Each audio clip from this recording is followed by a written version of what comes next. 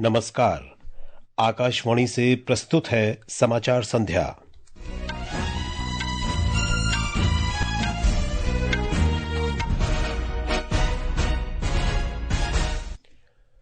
दो 2008 के मुंबई आतंकी हमले के मास्टरमाइंड तहव्वुर राणा का अमेरिका से सफलतापूर्वक प्रत्यर्पण। राणा को लेकर एक विशेष विमान आज शाम दिल्ली के पालम हवाई अड्डे पहुंचा। राष्ट्रपति द्रौपदी मुर्मू ने ब्रातिस्लावा में स्लोवाकिया भारत व्यापार मंच का उद्घाटन किया। उद्यमियों से बेहतर नतीजों के लिए अवसरों का लाभ उठाने का आग्रह किया। बिहार के कई जिलों में वर्षा के कारण विभिन्न घटनाओं में 28 लोगों की मौत।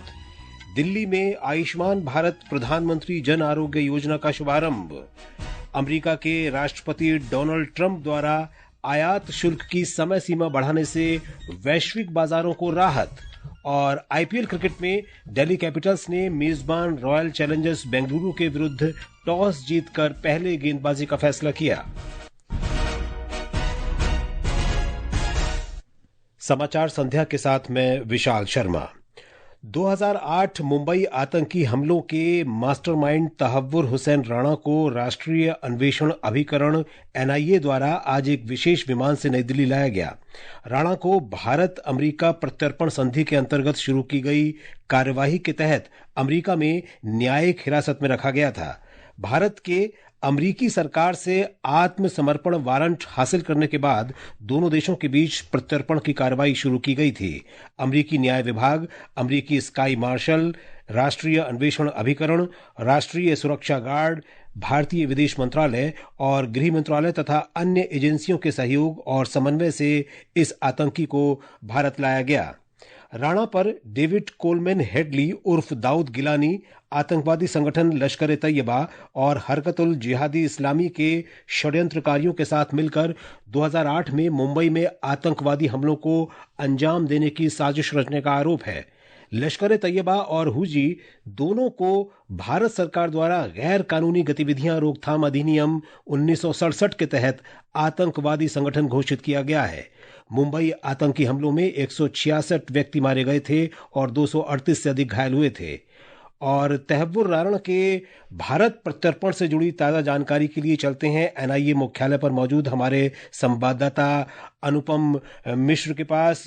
जी अनुपम, आपके पास क्या ताजा जानकारी है अभी? जी विशाल, राष्ट्रीय अन्वेषण अभिकरण एनआईए ने आज शाम तहव्वुर हुसैन राणा को अमेरिका से उसके प्रत्यर्पण के बाद नई दिल्ली पहुंचने के तुरंत बाद गिरफ्तार कर लिया है और राणा को लॉस एंजलिस से एक विशेष विमान में एनएसजी और एनआईए की टीमों द्वारा नई दिल्ली लाया गया और हवाई अड्डे पर एनआईए की जांच टीम ने सभी आवश्यक कानूनी औपचारिकता पूरा करने के बाद शिकागो में रहने वाले पाकिस्तानी मूल के इस कनाडाई नागरिक राणा को विमान से उतरते ही गिरफ्तार कर लिया।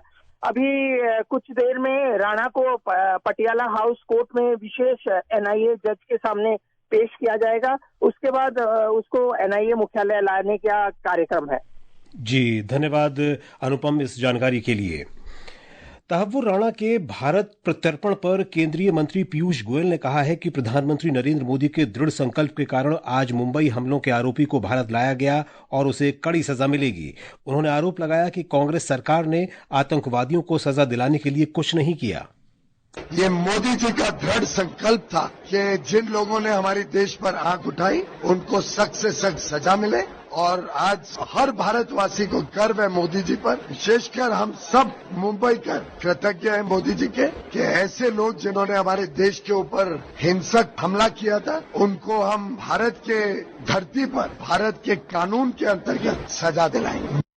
केंद्रीय गृह राज्य मंत्री नित्यानंद राय ने कहा है कि देश से आतंकवाद का लगभग पूरी तरह सफाया हो चुका है। उन्होंने कहा कि पिछले 14 वर्षों में भारत में अस्थिरता पैदा करने की कोशिश करने वालों के खिलाफ कड़ी कार्रवाई की गई है। केंद्र सरकार ने तहव्वुर राणा मामले में अधिवक्ता नरेंद्र मान को विशेष सरकारी अधिवक्ता नियुक्त किया है। केंद्रीय गृह मंत्रालय ने कहा कि नरेंद्र मान को 3 वर्ष के लिए राष्ट्रीय अन्वेषण अभिकरण की ओर से मुकदमा चलाने के लिए नियुक्त किया गया है। ये समाचार आकाशवाणी से प्रसारित किए जा रहे हैं। ताजा समाचार जानने के लिए आप हमारे social media handle x@AIR News Hindi को फॉलो कर सकते हैं। समाचार संध्या में आपका फिर स्वागत है। राष्ट्रपति द्रौपदी मुर्मू ने आज स्लोवाकिया के ब्रातिस्लावा में स्लोवाकिया भारत व्यापार मंच का उद्घाटन किया। इस अवसर पर स्लोवाकिया के राष्ट्रपति पीटर पेलेग्रिनी और विदेश मंत्री जुराज ब्लानेर भी उपस्थित थे।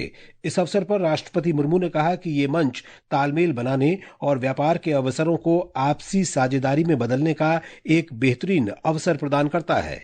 उन्होंने कहा कि भारत सबसे तेजी से बढ़ती अर्थव्यवस्था है और जल्द ही तीसरी सबसे बड़ी अर्थव्यवस्था बनने जा रहा है। India is the third largest startup ecosystem in the world. Our expectation is to become a $5 trillion economy in the coming years, and we hope to do it in partnership with our friends such as Slovakia.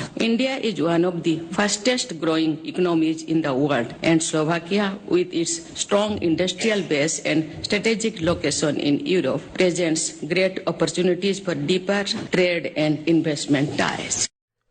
Slovakia के राष्ट्रपति ने इस अवसर पर कहा कि भले ही दोनों देश एक दूसरे से काफी दूर हैं, लेकिन आपसी संबंध निरंतर मजबूत हो रहे हैं। स्लोवाकिया में कॉन्स्टेंटाइन द फिलोसोफर विश्वविद्यालय ने राष्ट्रपति द्रौपदी मुर्मू को मानद डॉक्टरेट की उपाधि प्रदान की। ब्यौरा हमारी संवाददाता से।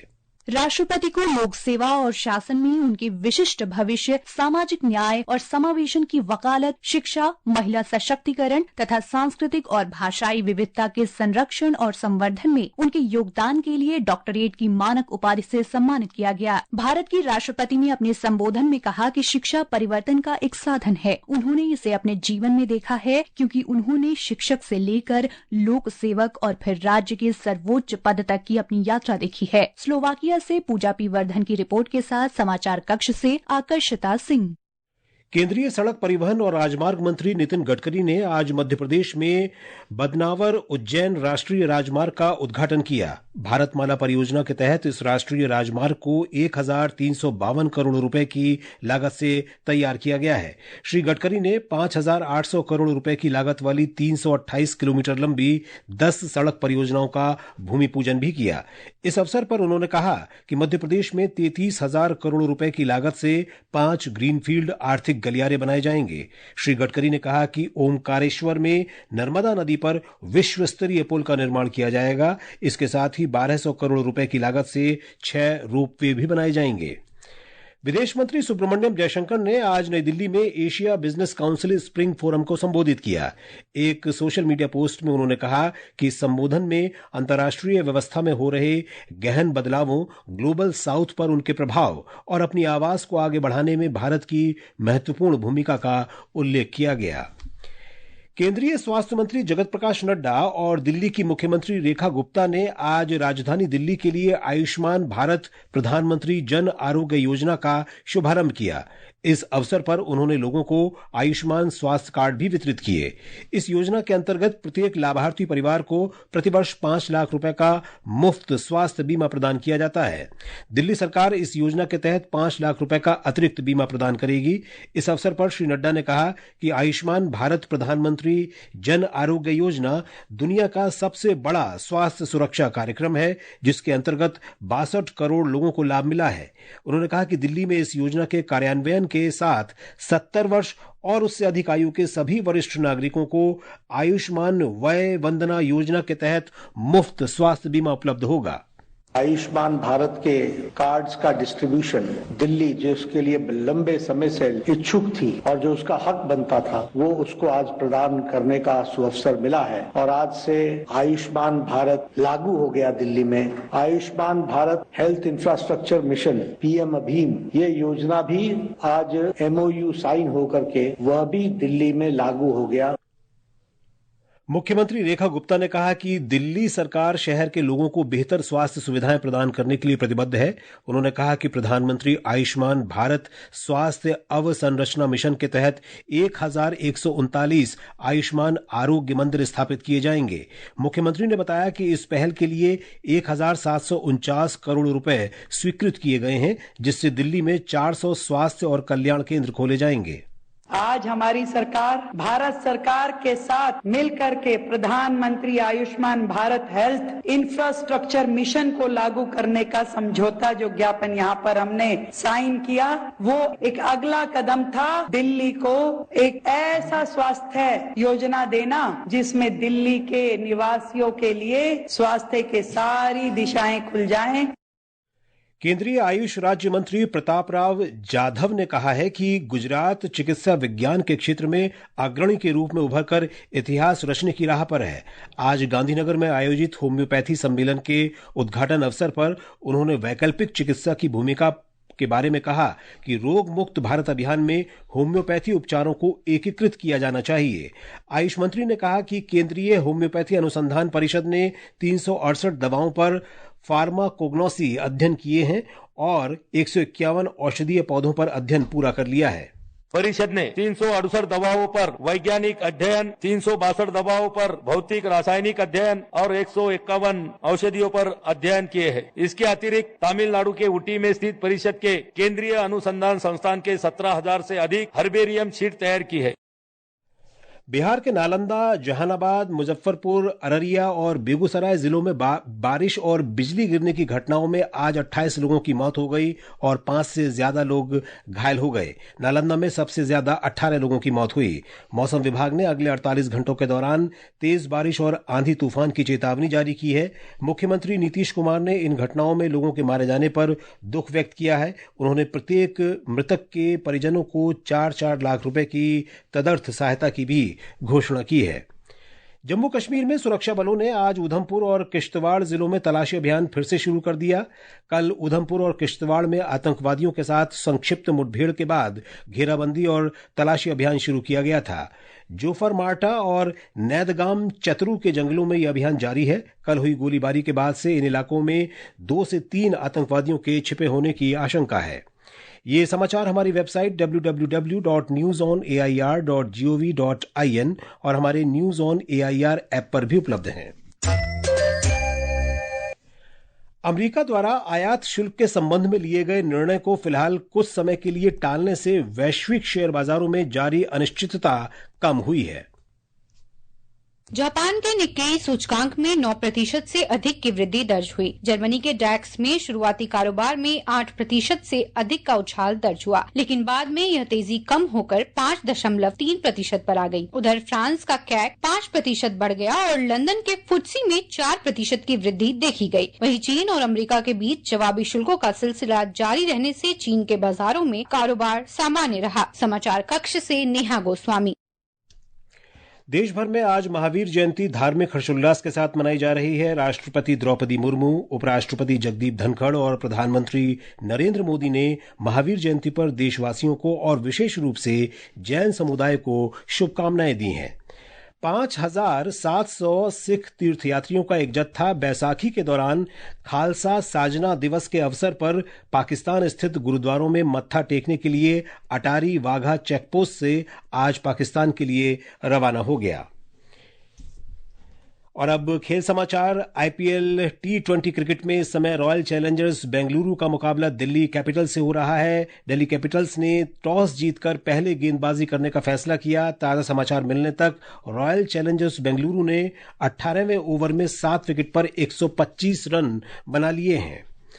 चीन के निंगबो में एशिया चैंपियनशिप बैडमिंटन में भारत के ध्रुव कपिला और तनिषा क्रेस्टो ने मिक्स डबल्स के क्वार्टर फाइनल में प्रवेश कर लिया है। प्री क्वार्टर फाइनल में भारतीय जोड़ी ने चीनी ताइपे के होंग वेई ये और निकोल गोंजालेस चैन को हराया। पुरुष डबल्स में हरिहरन और रूबन कुमार की भारतीय जोड़ी को मलेशिया के सोह वोइयिक और एरोन चिया की जोड़ी ने 15-21, 14-21 से शिकस्त दी। मिक्स डबल्स में अशीत सूर्या और अमृता प्रमुथेश की जोड़ी प्री क्वार्टर फाइनल में हारकर टूर्नामेंट से बाहर हो गई है। और अब अंत में मुख्य समाचार एक बार फिर।